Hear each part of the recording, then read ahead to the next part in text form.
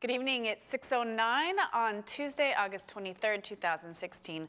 Welcome and thank you for joining us tonight for the English edition of Aura News, where we bring you today's top stories translated into English every weeknight. The Ad Hoc Commission on Judicial Reform has adopted the first law that accompanies the constitutional amendments package, the law on vetting for judges and prosecutors, and which paves the way to establish the Council of Appointments in the justice system.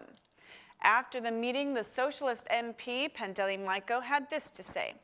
Today, we had an important discussion. Today, the opposition insisted on its stance, but it did not make any accusation against any article being in violation of the law.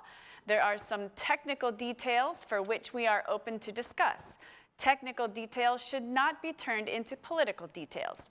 The opposition did not participate in voting even though they were present in the meeting.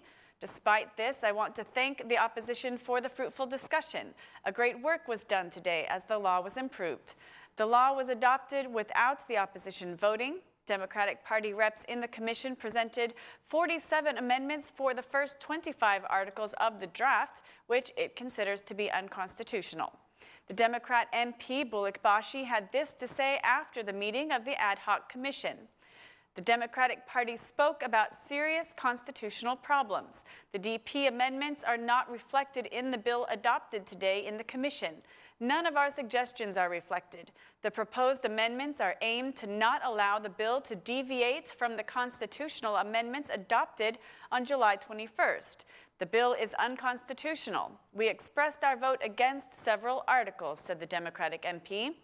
Meanwhile, the Socialist Party and the Socialist Movement for Integration are showing a new amity between them as the SMI party appears determined to pass the draft without the opposition. It seems as though the SMI party is not concerned with voting consensually in the second phase of the reform, as it did for the constitutional package adopted unanimously on July 21st. The Special Prosecution Against Corruption is one of the new structures expected to be established after adopting the judicial reform. Along with the National Bureau of Investigation, the Special Prosecution will serve in the fight against organized crime and corruption. The Special Prosecution Against Corruption will consist of 10 prosecutors and a director of the Special Prosecution, which will all be elected by the Supreme Prosecution's Council.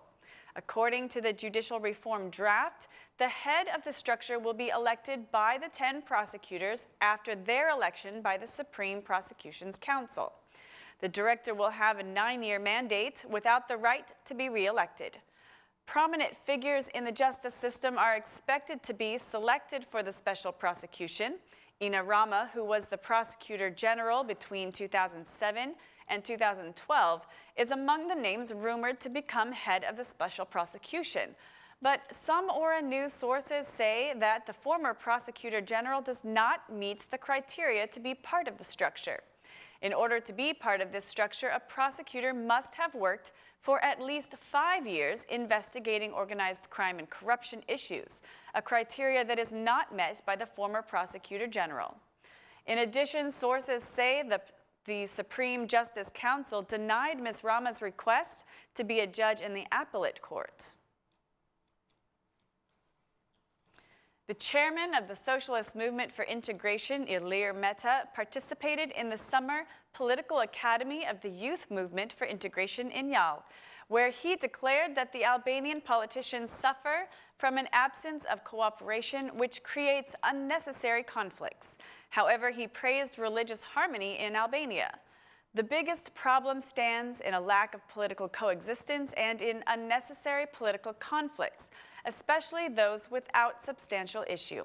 We are a model of religious coexistence, religious harmony, but we should also be careful to protect religious harmony. We will not have it forever if we do not cultivate and protect it from the tendencies to create conflict, Mr. Meta said. Along with the Assembly Speaker and the Socialist Movement for Integration MPs, some Swedish and Danish MPs also participated in the opening of the Youth Movement for Integration's Summer Political Academy. It is important that we work for responsible leadership, for leaders who understand and feel the country's problems, especially the youth's problems, in order to have a safe perspective for our country. The time we are living in is difficult, the SMI chairman said. This is the 9th year the Youth Movement for Integration has organized a summer political academy. Albania and Serbia are working towards having a mutual chamber of commerce, which will be headquartered in Tirana. The proposal to increase trade exchanges between the two countries was made by Serbian businessmen and welcomed by Albanian authorities. The Chamber of Commerce will be realized when Albania's Prime Minister, Edi Rama, and the Serbian Prime Minister meet on October 14th.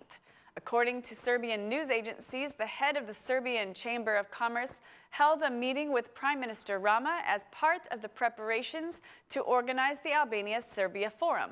Establishment of the Chamber of Commerce was also supported by the Albanian Chamber of Commerce, Tirana's Chamber of Commerce, and by various business associations in Albania. Meanwhile, the construction of the highway from Niš to Merdar is also being seen as an opportunity to increase trade exchanges and boost cooperation between Serbian and Albanian companies. Recently, trade exchanges between Albania and Serbia have significantly increased, especially those of agricultural products. According to the Institute of Statistics, exports of fruits and vegetables have doubled in the first months of 2016 compared to those of 2015. Export profits from fruits and vegetables towards Serbia reached up to 1.1 billion lek in the first 6 months of 2016. The majority's candidate for Dibra's mayor met with Kastroidi village residents, to whom he promised investments in agriculture, a new hospital center, and a center to pay their energy bills. He said that Dibra's citizens should trust in his promises, that he will make them happen as he has the government's support. The candidate made 5 promises to Dibra's citizens, with a vow to fulfill them if he is elected. We have concrete projects for Dibra's agriculture. We have a project to establish a fruits warehouse, to improve irrigation channels and the wastewater system, and to construct a water supply. We will also open a customer care office for paying energy bills. We are discussing with the Ministry of Health how to bring an ambulance here to aid with the sick, declared the majority's candidate, who was accompanied by Dibra's socialist MP.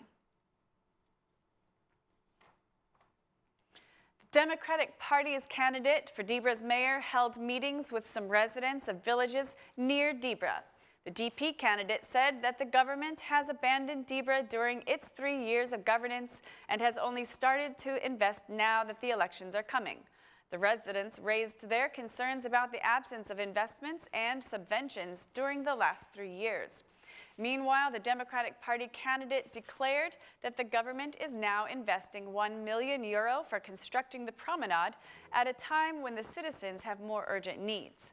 The DP candidate emphasized that if he is elected mayor, he will make investments that open new jobs and provide for the well-being of the citizens.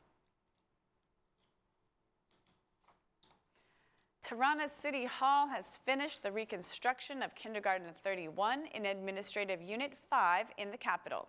Tirana's Mayor Villiers and the Socialist MP Pandeli Majko inaugurated the reconstructed kindergarten today. The mayor declared that investing in educational infrastructure is a good investment for the future of the country and for society. I am proud of what we have achieved. We have reconstructed the 15th kindergarten out of 23 kindergartens that we have. I think we will all have the kindergartens, we will have all the kindergartens reconstructed by September. For the first time, public kindergartens have the same standard with private ones, or even better, declared Mayor Villiers. The newly reconstructed building offers new spaces for children, and there will also be dedicated spaces for the disabled, thanks to cooperation with Down Syndrome Albania. The mayor added, partnership with Down Syndrome Albania is a good opportunity to include some additional services that do not increase the kindergarten's cost. Expenditures for these services are covered by our partners for the disabled children. There will be professional teachers for children with special needs. Afterwards, the Socialist MP thanked Tirana City Hall for the work it has done, providing a modern educational infrastructure to Administrative Unit 5 in only 1 year. That's all for our English edition this evening. Please join us again Monday through Saturday at 6 p.m. for your local news in English. My name is Mari, and on behalf of Aura News, thank you and good night.